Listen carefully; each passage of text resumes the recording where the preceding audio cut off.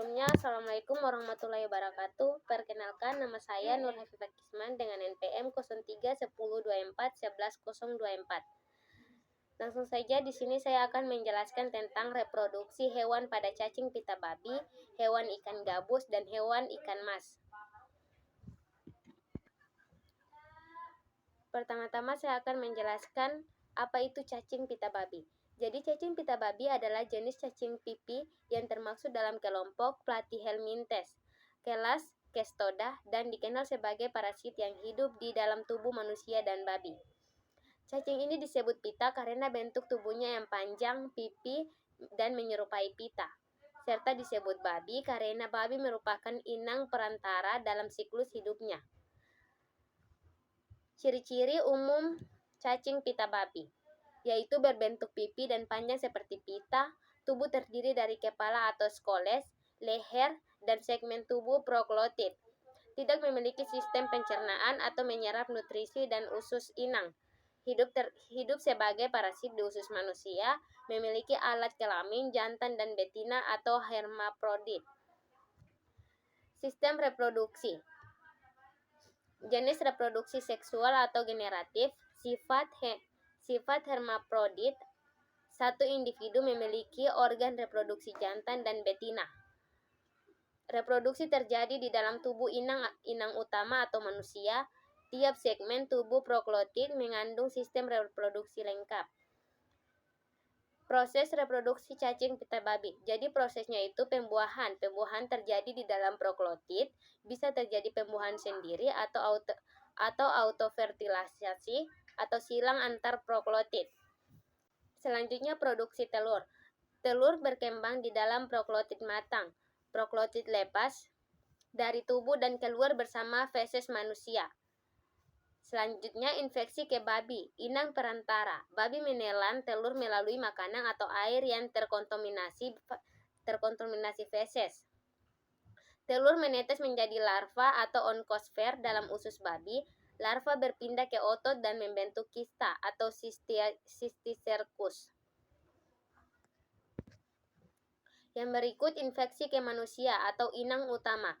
Manusia mengonsumsi daging babi yang kurang matang dan mengandung kista. Di usus manusia, larva berkembang menjadi cacing pita dewasa. Siklus pun berulang kembali.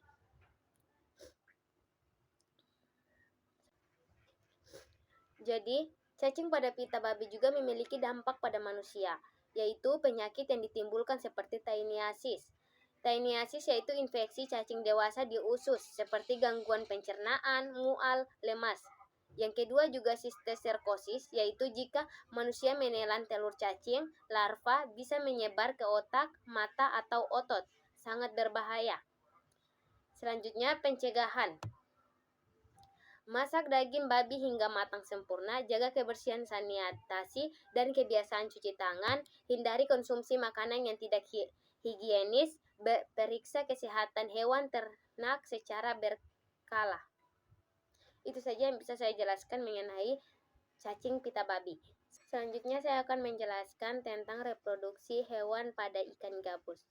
Jadi ikan gabus adalah ikan air tawar yang termasuk dalam famili Canidae dan memiliki nama ilmiah Canan citriata. Ikan ini dikenal dengan bentuk tubuh yang panjang dan kepala menyerupai ular, sehingga sering juga disebut snakehead fish. Ikan gabus banyak ditemukan di sungai, rawa, dan danau di wilayah Asia Tenggara termasuk Indonesia. Ikan ini bersifat karnivora, pemakan daging, dan memangsa ikan kecil, serangga, dan hewan air lainnya. Ciri-ciri umum ikan gabus. Ikan air tawar yang hidup di sungai, rawa, dan danau memiliki tubuh memanjang dengan kepala menyerupai ular, bernapas dengan insan dan organ labirin, yaitu dapat hidup di air minum, oksigen, bersifat karnivora atau pemangsa. Sistem reproduksi. Jenis kelamin gonokoris atau terpisah antara jantan dan betina. Jenis reproduksi seksual atau generatif. Pembuahan terjadi secara eksternal atau di luar tubuh. Musim pemijahan umumnya terjadi saat musim hujan atau ketika debit air meningkat. Selanjutnya yang terakhir saya akan menjelaskan reproduksi pada ikan mas. Jadi ikan mas adalah salah satu jenis ikan air tawar yang populer dan banyak dibudidayakan di Indonesia. Dalam bahasa ilmiah, ikan mas dikenal dengan nama Kirpinus carpio dan termaksud dalam keluarga Cyprinidae atau keluarga ikan mas dan karper. Ikan ini berasal dari Asia Timur, namun telah menyebar luas ke berbagai negara, termasuk Indonesia, karena kemampuan beradaptasi yang baik, pertumbuhan cepat, dan nilai ekonomi yang tinggi. Ciri-ciri umum ikan mas, yaitu ikan air tawar yang banyak dibudidayakan di kolam, di danau, dan di sungai. Memiliki tubuh yang pipi, ke samping dan bersisik dengan warna bervariasi yaitu emas, abu-abu, dan merah. Bersifat omnivora yaitu makan tumbuhan dan hewan kecil. Sistem reproduksi. Sistem reproduksi yaitu jenis kelamin Selanjutnya sistem reproduksi yaitu jenis kelamin gonokoris atau terpisah antara jantan dan betina, cara reproduksi seksual atau generatif, pembuahan eksternal atau pembuahan di luar tubuh.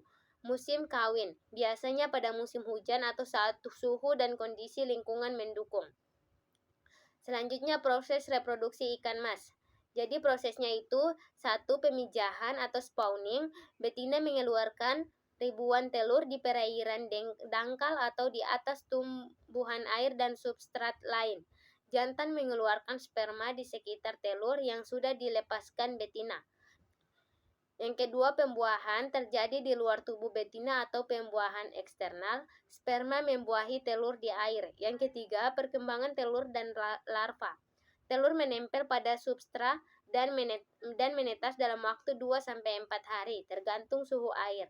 Larva yang menetas kemudian tumbuh menjadi benih atau burayak ikan.